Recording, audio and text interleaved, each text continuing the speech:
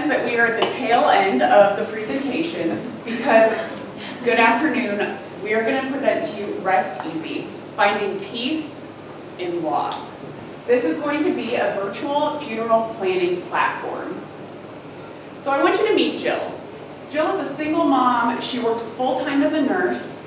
She is obtaining her master's at nursing at night school, but she's also an executor and a trustee for her father who recently passed away.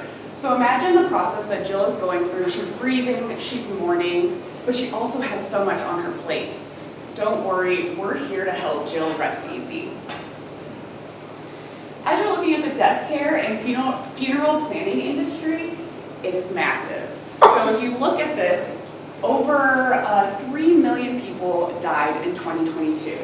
The average cost of a burial was $9,000, cremation $7,000, and the newly released body composting was $8,000. The entire industry as of 2023 represents a $20 billion a year financial impact. And we've also looked at our competitors. So, of course, we're kind of coming up against those traditional funeral homes. One of the largest ones is Dignity Memorial. Another is a more technical solution called Everloved. Now, looking at all of our competitors, there's a lot of differentiators, and I want to focus also on Everloved.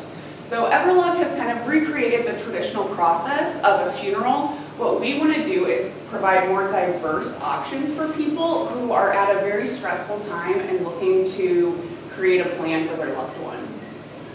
We're looking at offering one-on-one support, on-demand, virtual, and even a free plan to start. So if you have a phone, you can actually check out our live prototype. Just use this QR code and it'll pull up the experience that Jill will see. And as you're pulling that up, I want to tell you a little bit about the value that we're looking to bring. So we're looking to support executors and trustees during their grief. Create an individualized virtual space for them to have checklists, know what is coming next as they're going through this process.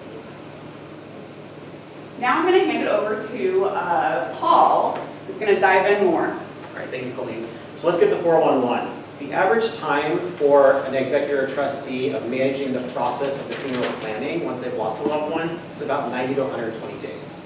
Actually, and when you think about the market, that's really where we're focusing initially for our MVP. The opportunity is much larger.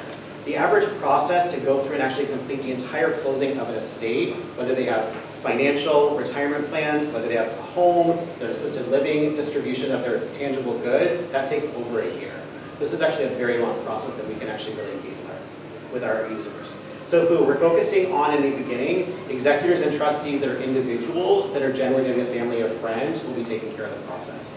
Why we want to focus first on the MVP. Again, this is a huge process, but initially we've got to get out there and help supporting these folks with our premium plan, again, for the first 90 to 120 days. That's what we're going to start with, that's the why. When we're going to start actually launching this in fall of 2023. How? Through relationship management with funeral homes, funeral directors, nursing homes, hospice care facilities, and really the opportunities are pretty wide. This is really just a place to get started. Where? We've actually identified 3 key markets. We've got opportunities in Des Moines, San Diego, California, and in Sun City, Arizona. Those are the 3 markets we want to start with. So our business model here, so you've got RestEasy here in the center. Again, in the top right-hand corner, you see we've got our free freemium option. So there's going to be no cost to the user. It's going to come with some key opportunities, but there is going to be data capture, which will help lead to revenue in the future. Same thing when we actually get past MVP and we have a paid subscription model that they can actually go into to help support them for that entire year-long journey with additional one-on-one support services, tools, and resources.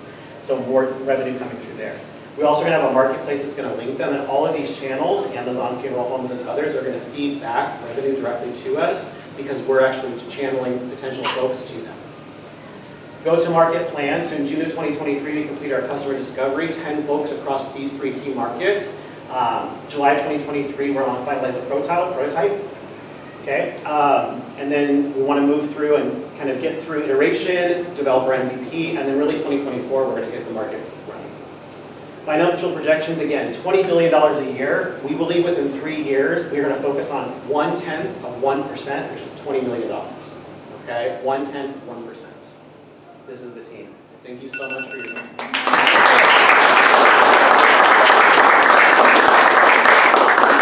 Judges, you have 3 minutes. Can you take us through the process of what they have to do post ACE?